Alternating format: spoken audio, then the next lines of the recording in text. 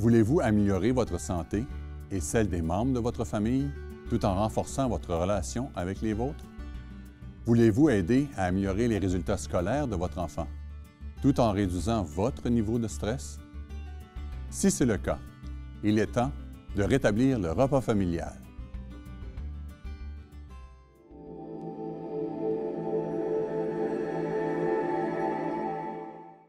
Je sais, vous êtes surchargé. Les enfants ont trop d'activités et vous êtes épuisé après le travail.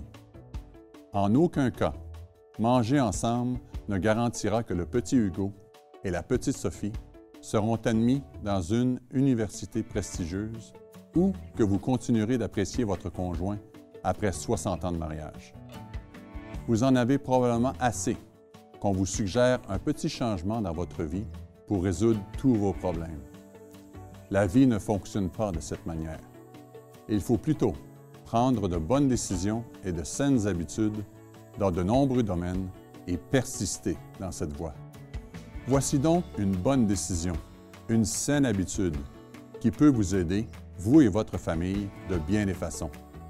Réservez du temps pour les repas en famille. Prenons l'exemple d'un homme que je connais. Il avait 3 sœurs et un frère, donc 7 personnes dans la maison, toutes ayant leurs propres horaires. Prendre le temps de s'asseoir pour les repas en famille n'était pas toujours facile. Maintenant qu'il a lui-même 3 jeunes enfants, il peut comprendre le défi qui consiste à planifier les repas en famille. Néanmoins, il trouve que les avantages de se réunir à la fin de la journée sont vraiment immenses et que le petit déjeuner en famille est l'une des meilleures façons de commencer les journées de fin de semaine. Analysez votre semaine type. Si vous travaillez de 9 h à 17 h du lundi au vendredi, vous avez la possibilité de prendre 2 repas familiaux tous les jours, le petit déjeuner et le repas du soir. Ajoutez à cela la possibilité de déjeuner en famille la fin de semaine et vous avez 16 occasions d'échanger ensemble chaque semaine. Cela ne veut pas dire que vous devez prendre 16 repas familiaux par semaine. Si votre famille ne mange jamais ensemble, essayez de prendre un repas familial 1 ou 2 fois par semaine, puis augmentez jusqu'à 3.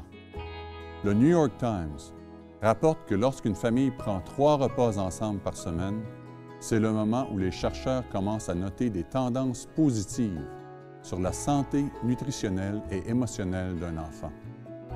Augmentez ensuite graduellement le nombre de 5 à 7 repas familiaux par semaine et vous atteindrez, selon les chercheurs, le point où l'on a vu le plus grand bienfait pour la santé des adolescents et des familles. En 2012, l'Université Columbia a publié un livre blanc montrant les effets impressionnants des repas familiaux sur les adolescents. Les adolescents qui mangent régulièrement avec leur famille sont plus enclins à avoir des relations positives avec leurs parents, sont beaucoup moins stressés et moins portés à essayer des drogues. Le projet de repas familial, dirigé par l'Université Harvard, ajoute à cette liste les résultats positifs suivants: de meilleurs résultats scolaires, une diminution du risque de dépression et une baisse du risque de développement des troubles de l'alimentation. La revue The Atlantic rapporte que les enfants qui ne mangent pas le repas du soir avec leurs parents, au moins 2 fois par semaine, sont 40 % plus à risque d'avoir un surplus de poids par rapport à ceux qui le font. Une étude publiée en 2008 par l'Université Brigham Young a également mis en lumière les avantages en matière de soulagement du stress dont bénéficient les parents qui mangent avec leurs enfants. Il n'est pas nécessaire que ce soit un repas élaboré, qui nécessite vos assiettes de porcelaine et la préparation de repas de 5 services. Les sandwichs, c'est bien, et les mijoteuses sont vos amis. L'important, c'est de passer du temps ensemble. Éteignez la télévision. Placez vos téléphones cellulaires sur un comptoir éloigné et profitez de la conversation. Il suffit de ramener le repas familial.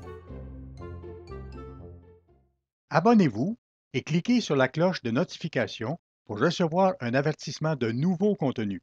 Visitez notre site Internet mondedemain.org pour lire ou télécharger des articles et des brochures et pour regarder nos émissions télévisées.